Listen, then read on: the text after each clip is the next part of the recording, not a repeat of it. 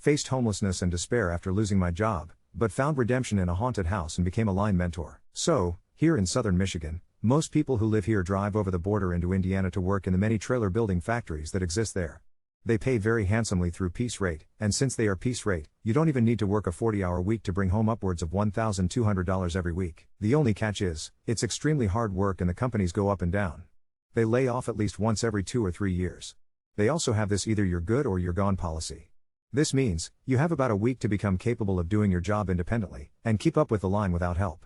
If you aren't capable of doing your job, which is often physically demanding and requires large amounts of finesse with power tools, you will be fired. Well, I've done this kind of work since I was 18 and I currently do it to this day. It pays extremely well at an entry level with no requirements. I stay in shape, I work less and make more than my peers who don't do this work, and I have enough experience and have proven myself enough that I am considered valuable, and I can basically go choose one of these companies to work at whenever I want so long as they have open positions. This is my trade, but back when I had just turned 20, I wasn't nearly as good as I am now. I didn't know the things I know now and I didn't have the skills I do now. I was what they call green, meaning a noob, basically. I had been hopping from job to job every 6 months or so, mainly due to a minor drug and alcohol problem, not waking up for work on time, and just doing stupid things at work and not taking my job seriously. I was rather unmotivated and depressed. I have always had trouble finding work because I have a condition that inhibits my ability to drive a vehicle. I have trouble getting around and looking for work/getting to work every day because I have ocular albinism. Which basically means, I have albinism but it mostly affects my vision, not my appearance. This makes my eyesight very bad. It's borderline legal blindness literally. By looking at me you wouldn't be able to tell I was an albino, especially since my family is entirely Scandinavian in ancestry and all of my family are blonde-haired pale people. I fit right in. I am a bit paler than your average Caucasian, but my eyes are where the problem lies. When I was growing up, I spent my entire life hearing that I would probably never be able to drive. My dad never taught me to drive. My parents never put me in driver's ed. Everyone told me to get used to it. So when it came time to be an adult and get a job, it complicated things. I live in a very rural area with small towns dotting the country. There isn't public transit here or Uber. This is what southern Michigan is. I've always had to rely on other people for everything. Once I actually do find a job, I just have to find a way there for the first couple days and hope to God that someone who works there lives near me and is willing to carpool. I've spent the last 4 years going to eye doctor appointments and they finally just recently determined that I was able to get a daytime only license. So I have a permit now and I'm practicing until I feel like I can drive without endangering anyone else. But this literally just happened a few months ago. I've struggled to find and maintain work because of this and this contributes to the reason why I cried like a bitch when I got fired. I was too blind to drive, but I was never blind enough to receive disability. I was stuck in limbo. So, flashback to me at 20. A greenhorn factory worker just trying to make it. I had just started renting my first house which later turned out to be totally haunted, and I had a girlfriend who I had just discovered was pregnant. She lived with me and relied on me fully. Well, I had been working at a really nice company for 6 months or so, when December rolled around and a layoff came. These layoffs often happen in the winter during the slow season when the owners of these companies aren't receiving orders for new cargo trailers. Long story short, I didn't have enough seniority to survive the layoff. I was let go. I was devastated by this because I had just gotten a house and my girlfriend was pregnant. I didn't have much money in the bank saved to begin with. I had about $600 to live off until I found a new job. And it takes forever for me to find a new job because of my lack of a driver's license. I knew I was boned. And I was dragging my girlfriend down with me. To top it all off, cargo trailer factories are almost never hiring in December because of lack of work to give people. Also, I wasn't eligible for unemployment for some reason. I can't exactly remember. Life was giving me the old double penetration. I was laid off at the worst time of year to be looking for a job. I had no real money. No unemployment benefits. No hope. So, what I did for the entire month of December was beg people for job offers and rides to go search for a job, mostly to no avail. Even restaurants aren't really hiring at this time of year, and I also had no diploma. It gets very cold in Michigan. Even the job market freezes in the winter. I was completely convinced that I was going to be homeless. Me and my girlfriend both. And neither my family nor hers had any room for us. We had nowhere to go. All of our friends still lived with their parents. Also, I had nowhere else to take my precious dog who is just like my son and whom everyone loves. I thought I was going to lose everything. But then, after New Year's Day, I got a Facebook message from a friend about a company that needed someone with my talents. He was an old friend I hadn't seen in a while. But he said he could get me a job if I can find a ride down to the place, which was 45 minutes away. I told him I was experienced enough to hold my own and I would get there as soon as I could. After 3 days or so of begging, I finally found someone to drive me down there and apply. I met the bosses. They liked me. I was hired. But I had a huge problem. I had no way there. Even for my first day. At this point I had a total of about $0 in my bank account and no way to pay someone for help. And it was a long drive. People wanted gas money. As it turned out, my dad worked in the same town as the one this company resided in. He just worked half a mile downtown at a different trailer factory. But my dad lived about 20 minutes south of me in a different town. He said he could get me back and forth, but I would have to sleep on his couch every day, and I wouldn't be able to go home until the weekend. This saddened me, but of course I went through with it. I had no other option. My dad and his wife house 5 of my siblings, including my bio brother and my 4 step-sisters. It's a big house, but it's high traffic. I didn't get a lot of sleep and this caused me to be sleep deprived at work. I would be asleep by 11 p.m. if I was lucky, and I had to get up for work at 3:30. This is because all trailer factories start working at 5 a.m. and we have to drive quite a while to get there. We also go early to account for any snowstorms or setbacks on the way. These places only ever cancel work once in a blue moon, and if your attendance is shit, in their eyes you're shit and you're on your way out of a job. So, here I am. It's my first day on the job. I wake up sleep deprived and go to work like a good little slave. The bosses greet me. They think I'm stoned. I was lol, but this is the norm. Everyone goes to work high in Michigan/northern Indiana. I still blamed it on sleep deprivation. They then tell me I'm going to be doing one of the few jobs I've never done before. And it's the hardest job they have, not physically, but it requires a finesse that some people don't have. This job is very tedious and if you make a mistake you have to start all over. It's called hanging metal. Let me explain. Have you ever seen those big enclosed shiny metal hauler trailers people pull with their pickup trucks? Not the flatbed ones, but the enclosed ones with the shiny metal sides and the hundreds of screws in the sides? Yeah, that's what I built. 15 of them a day. And they were big ones. The job that I was given basically revolves around screwing all of that shiny metal onto the sides of the trailer. Each trailer can have over 500 screws in it. Sometimes it's 200, sometimes it's 500. It varies.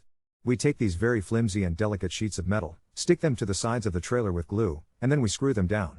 Sounds easy, right? Well, it's not the most physically hard thing. But boy is it tedious. Basically, once we get the metal stuck with glue, we snap chalk lines across the whole trailer every 5 inches. Some of these trailers are 50 feet long. Then we must, with the utmost precision, screw a screw every 4 inches across each chalk line. You can't be off even by a millimeter. They'll make you tear apart the whole side of the trailer and start over. On top of that, we use high-torque drywall guns and little square bit screws to do it. They are the only guns fast enough to screw metal to metal and keep up with the line. These guns are hard to control and they can slip off and ruin your metal with the slightest angling of the wrist. And if there's even one scratch or dent on your metal, they'll make you tear the whole thing apart and start over. Quality is key in these places. Everyone messes up every now and then no matter how experienced they are. So, usually in these places, they don't really train you. They basically just chuck a screw gun at your head and say go watch the guy until you get it. And that's what they did. They just threw me on the line. This was the norm. I was used to it. But there was one big problem. The guy who was supposed to be training me knew me. He was the younger brother of a guy I had gotten into a fight with many years ago. I beat up his older brother pretty good, and this guy did not fucking like me. He refused to teach me a thing. He made mistakes and blamed them on me. I was having trouble getting good at the job because he wouldn't give me any advice. And this is not one of those simple factory jobs that you can just watch and learn. It takes guidance and form. I always say hanging metal is an art. This guy didn't want me to learn his art. He wanted me fired.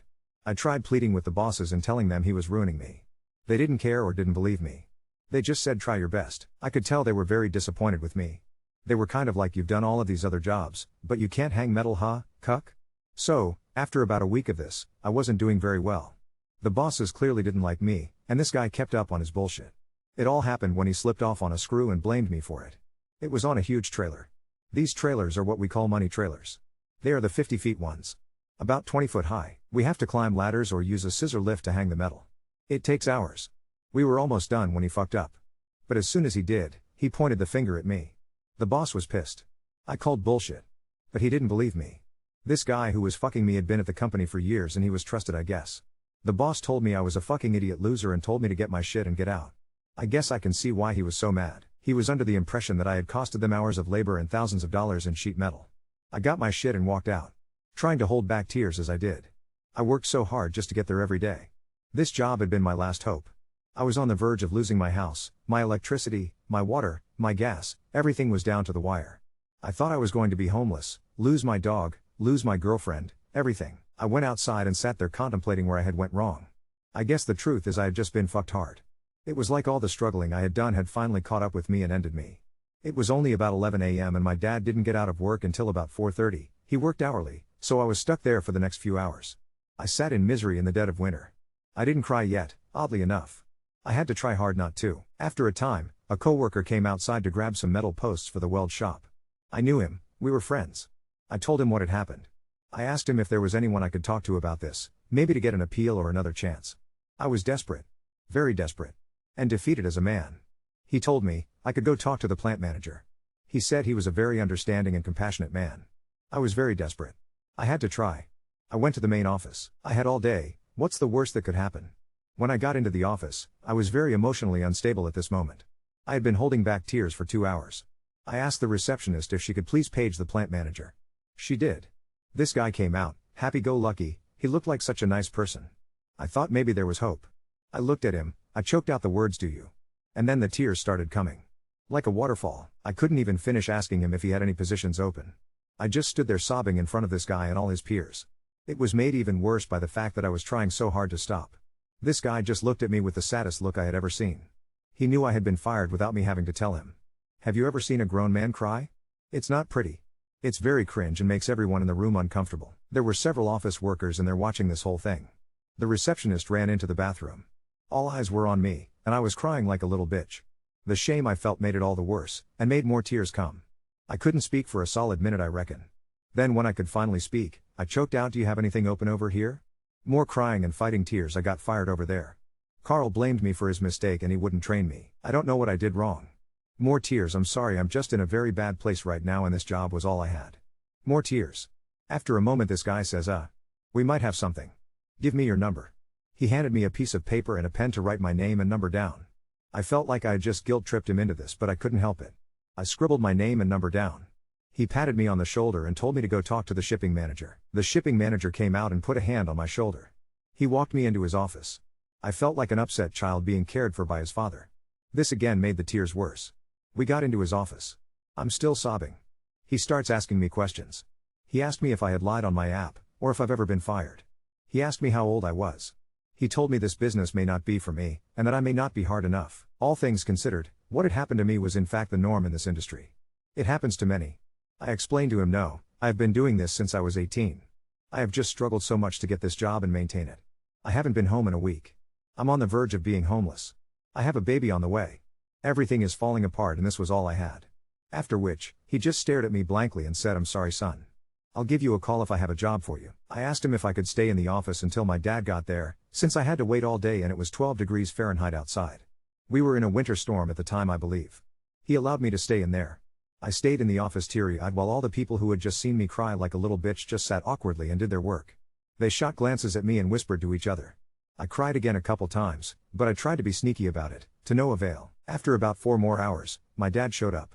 He picked me up. I had stopped crying at this point, but I still think maybe he knew because my eyes were probably red. He asked me what was wrong.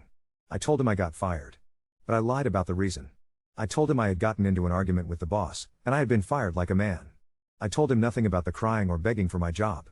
He probably would have understood, but I just couldn't bring that kind of shame onto myself. My dad is a hard man, he is very compassionate and caring, but also a hard man.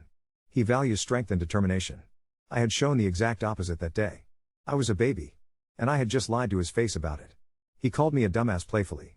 He asked me if I was ever going to learn to keep a job. He reminded me I have a child and need to get my shit together now. This almost made me cry again. He told me I was running out of places to work.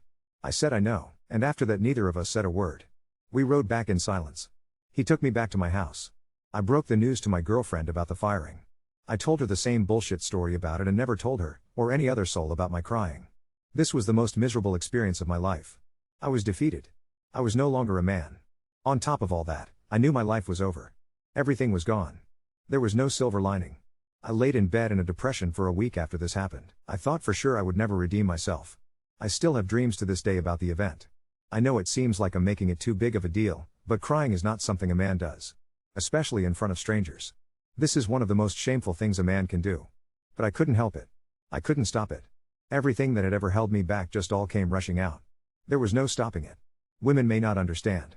It's generally accepted if a lady cries. But not a man, never a man. Most men may not understand either.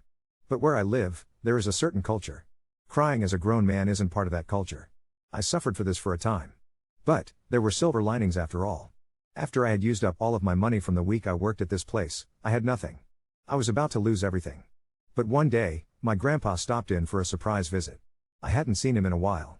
He asked me how things were going, and wanted to meet the baby mama. I was honest about how things were going.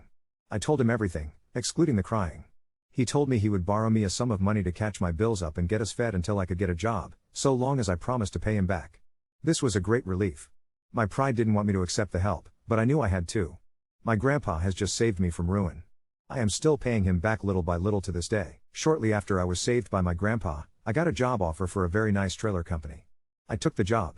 I worked there for a year very successfully, and I now currently work at a different company that is just as good, but I am now higher up the chain of command and I have a solid footing in my work. I have job security. I have a good living. I have no reason to cry. Things are good. This was definitely the worst thing that had ever happened to me. I thought I was done for, but things are good now. Thanks to my grandpa we now prosper. But I will never forget that day. I will probably always have dreams about it now and then. I learned a valuable lesson. No matter what happens, you can't fall apart. There is always a silver lining. Even when you can't see one. I have never talked about this to anyone. I also have never talked about my albinism on the internet. This is the first time for both. Update 1. So, it's now a full 5 years since that winter, the day I cried like a little bitch in a factory office, wiped my pizza dough hands on the last clean corner of my Carhartt, and tried to make sense of a world that wanted to chew me up between layoffs, legal blindness and Rust Belt pride.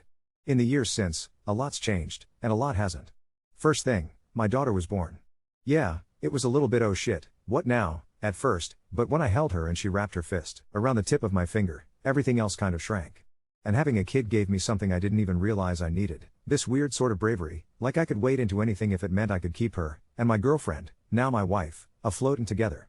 It didn't matter that I couldn't drive anywhere past sunset, or that I was still paying my grandpa back in 20s and homemade wild blueberry jam. I figured out silent ways to say I'll make it work for you, even if half the time I still felt 12 inside. Got hired at that nicer company. The work, well, if you know, for every trailer on the lot, there's 6 like us sweating through prefab walls and power tools that could turn your hand to hamburger if you blinked. There's a sort of backhanded dignity in it. It's heavy, repetitive, and exacting, and you do it while chain-smoking whatever's cheapest outside the loading doors. I did what you do when you know you can't afford to flame out. Come in early, leave late, find out who runs the night shift and make sure they think you work harder than you do. I got quick with a screw gun. Honest, it's like a dance, your wrist flicking between torque and texture, and I started helping other newbies when I saw them failing the way I once did. That's how I met Jaden, a scrawny kid with dust for lungs and hands that shook when a foreman looked his way. He reminded me of me, minus the stoner eyes, and because I knew exactly how it felt, I backed him up on his first real fuck-up. He machine-gunned a dozen screws half an inch off the chalk, panicked and started to strip it out. I made a joke about how crooked lines make the strongest structures, and when the boss swung by, I more or less told him Jaden's with me. That was a first for me. I didn't realize how good it'd feel to step in for someone instead of ducking and letting them eat shit like the Carl guy did to me. And, wouldn't you know it, Jaden stuck around. Now he drives a Silverado that costs more than my house, and brings me Taco Bell on his day off. Pays to have people in your corner. My vision hasn't improved, but my confidence did. I finally got my driver's license after what felt like 8,000 eye exams.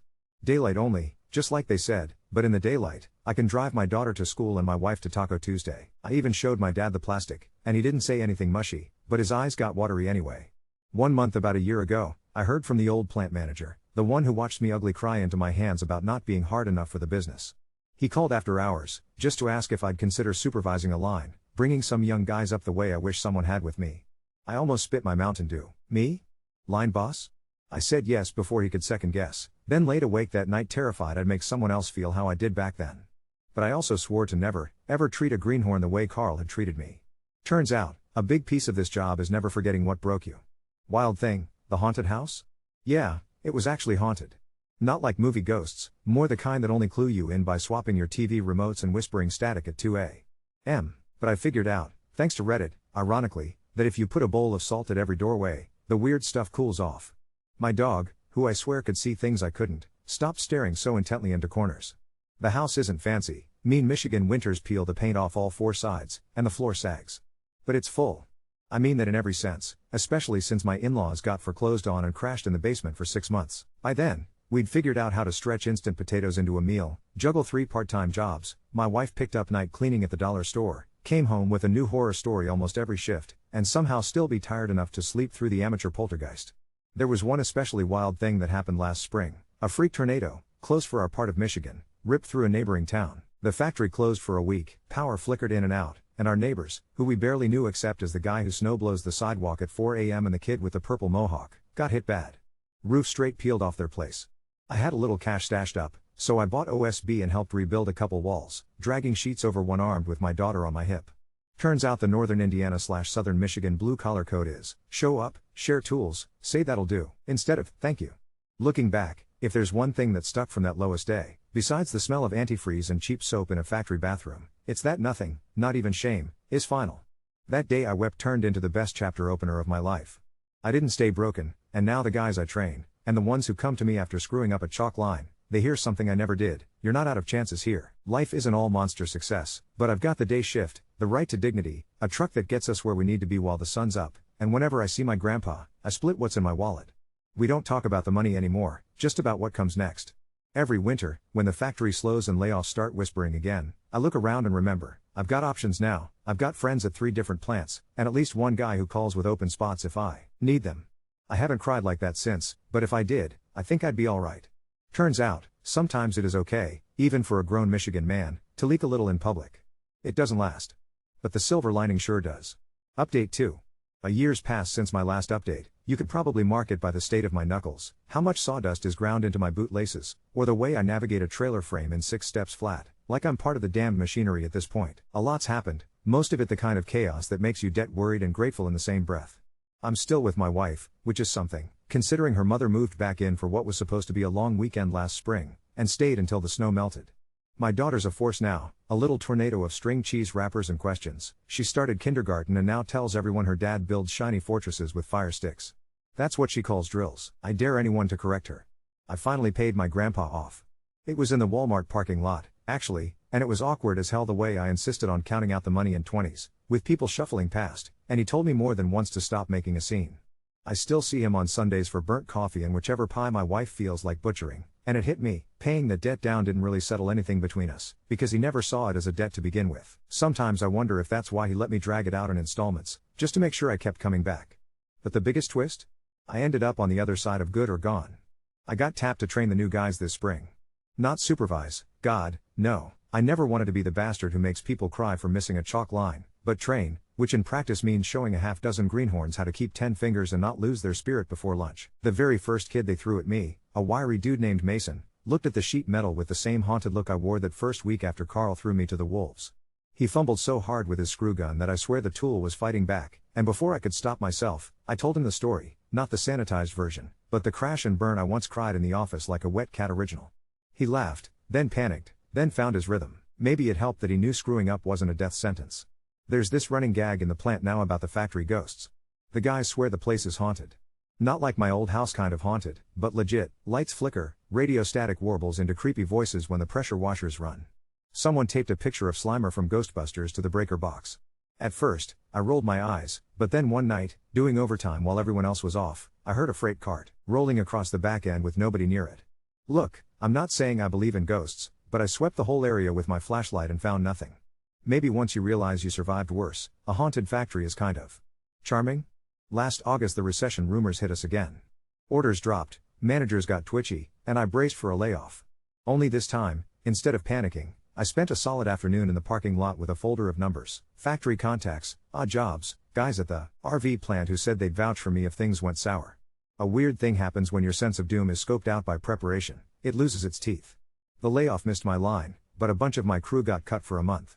Me and a few others pooled rides, took side gigs stacking mulch at the nursery for cash, and someone found a busted snowmobile in the garage. We treated it like a team building project, drank Strohs, and got cussed out by my neighbor when we backfired it at 11 p.m. The guys all said, well, if they can't have us at the plant, we'll build something here.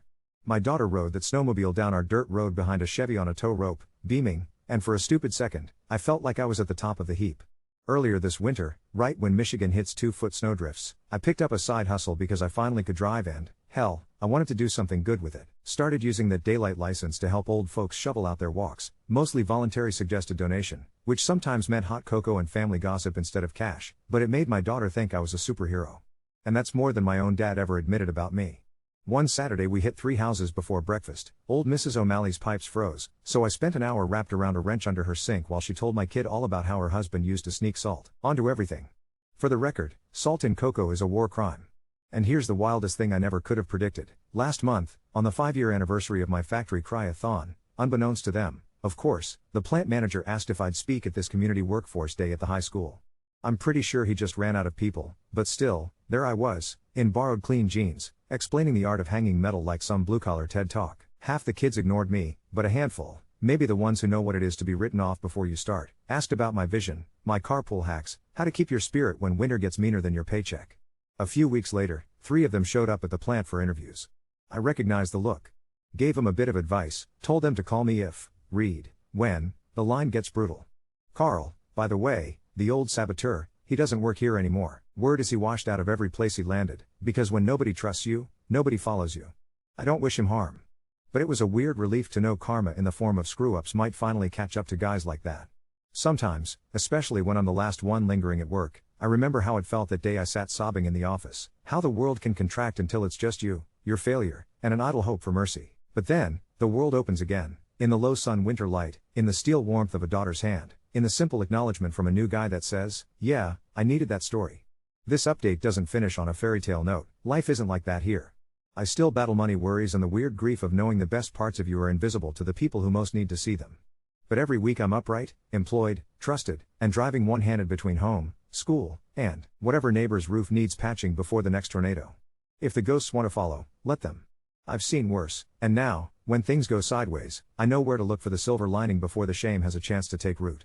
And maybe, just maybe, I'll let myself leak a little bit more next time. Just to prove the world didn't break me.